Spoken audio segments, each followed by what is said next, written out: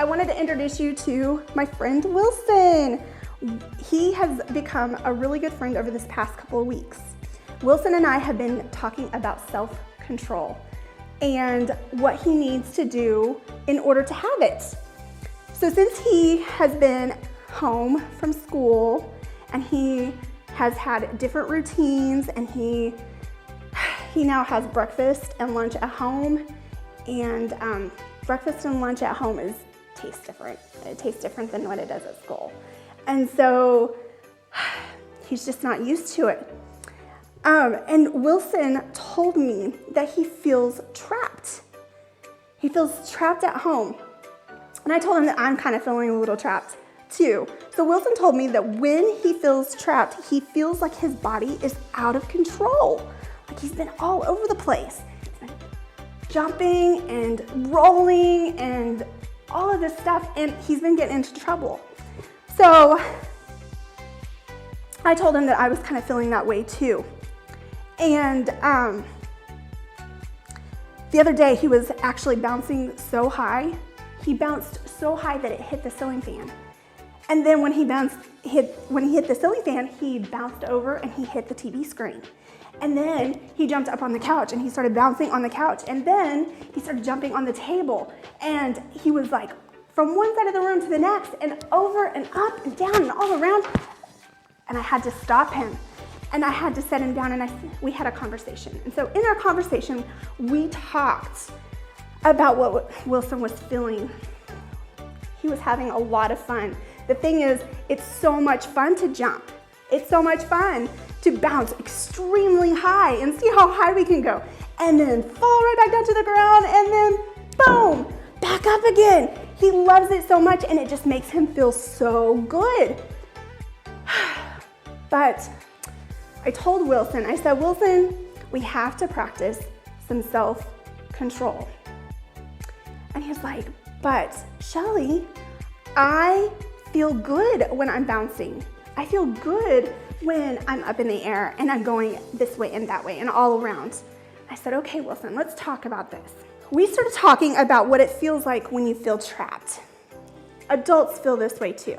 When they feel trapped, they get anxious and their body triggers a response that grown-ups call flight or fight. Flight or fight is natural. It's something that our body just does because it was made to do that. It's something that we trigger when we feel uncertain about the things that are going on around us. And when we feel so uncertain and anxious, our bodies get confused. And we start doing things that we know that we shouldn't, like bouncing all over the house, like Wilson was doing. So Wilson and I came up with a list for you all to try at home to help you feel more control. Step one is really important, and it's the very first step that you should take whenever you're feeling anxious or you're worried or you're doing things that you know that you're not supposed to do. You should stop what you're doing and count to 10 while taking deep breaths. So you kind of do this, and Wilson can help me. He goes, you take a deep breath in through your nose, you go, and then you let it out like this. And you do that 10 times. So 10 times, you breathe in through your nose, and you breathe out through your mouth. Breathe in, and breathe out. 10 times. And by the time that you get to 10, your body starts to feel calm again. The thing is when you're breathing like that, your body gets the oxygen that it needs to start thinking rationally again. You don't feel so anxious. So that first step is really, really important. Now the second step is more fun than the first step. It's an activity that you love to do. If you love to run, you can run. If you have a backyard, the backyard is a really great place, and I'm sure that your parents are gonna love that. So go outside and just run. If you have a mom or dad or brother or sister there that can time you, you can time yourself to see how many laps around the backyard you can do. And just go as fast as you can, just run. And Wilson loves this. He was so excited about this we had to try it out. So we went outside and we just ran. Wilson wasn't quite as fast as, say, somebody else that had legs. But he loved it and he thought it was so much fun. So running's one way, but maybe you don't have a backyard. Maybe you're really stuck inside and you need something to do to really burn some energy. So maybe what you should try is doing some sit-ups. I've been practicing planks personally.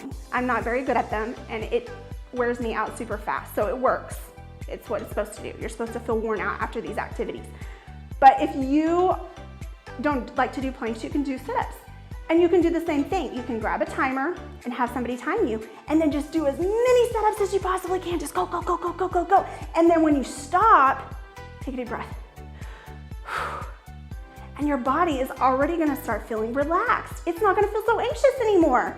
It's amazing. There's so many things that are happening inside our body that starts working on our behalf to calm us down and make us feel happy and in control again. It's amazing how that works. God made us so perfectly. The next step, this is step number 3, is to go get a drink of water, because you're probably gonna need it by this point. If you've ran as fast as you can or you've done as many setups as you possibly can, you're gonna need a drink of water. I need a drink of water right now. So go get a drink of water, ask your mom or dad to help you get that drink of water, and then drink as much as you want. Water is really good for you and you can just drink as much as you want and it's not gonna hurt you. So after you drink your water, then I want you to try this. This is really fun. I want you to get on the floor, plant your feet flat on the floor, and then try to balance on one foot and count. 1, 1,000, 2, 1,000, 3, 1,000. You get the idea. As long as you can stand on one foot, stand on one foot.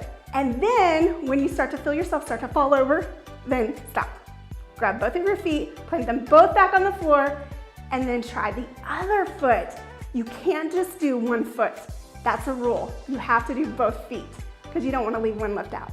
So you try the other foot, pick up your other foot, and you count. I'm not as good on my right foot as I am my left foot, so it won't take very long before I had to put my feet back down. And then the 5th step.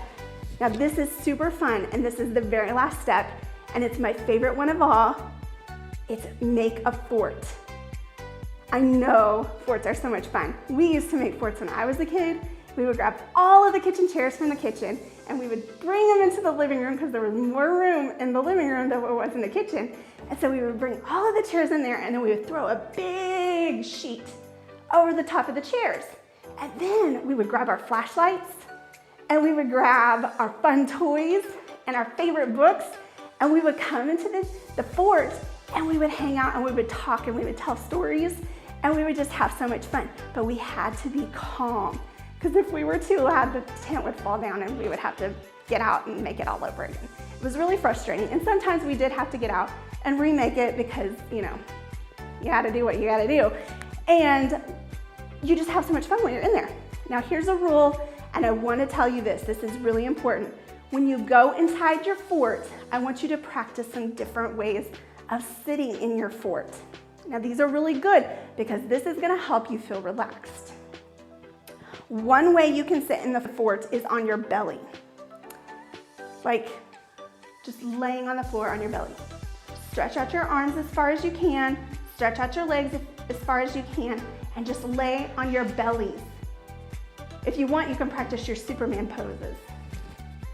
And Wilson really liked that idea too. He likes to practice his Superman. He's like, look, I have no arms. I'm just floating. Huh.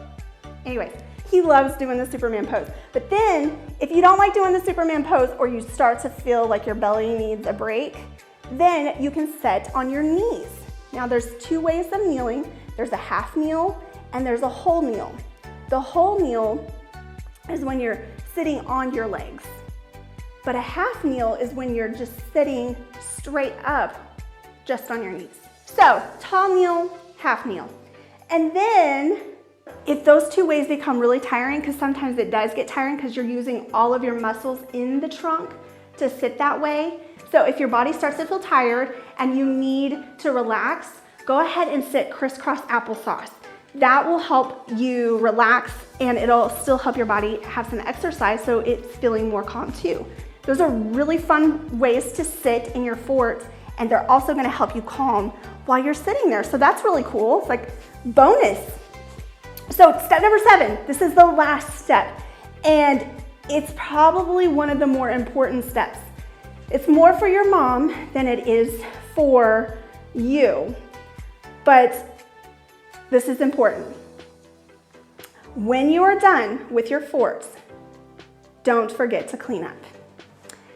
A happy mom is a good mom. So whenever you clean up your mess, she's gonna be super happy for you, and maybe you'll get a treat afterwards. So that's good. Hopefully these tricks will help you as much as it helped Wilson. Wilson has had more self-control since he started practicing these 7 steps at home.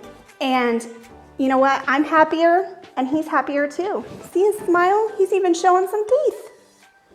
He's a happy Wilson. Remember these helpful tricks that Wilson has shared with you, and look for ways to burn some energy, but in the spaces that are safe. Love you all, and I'll see you next time.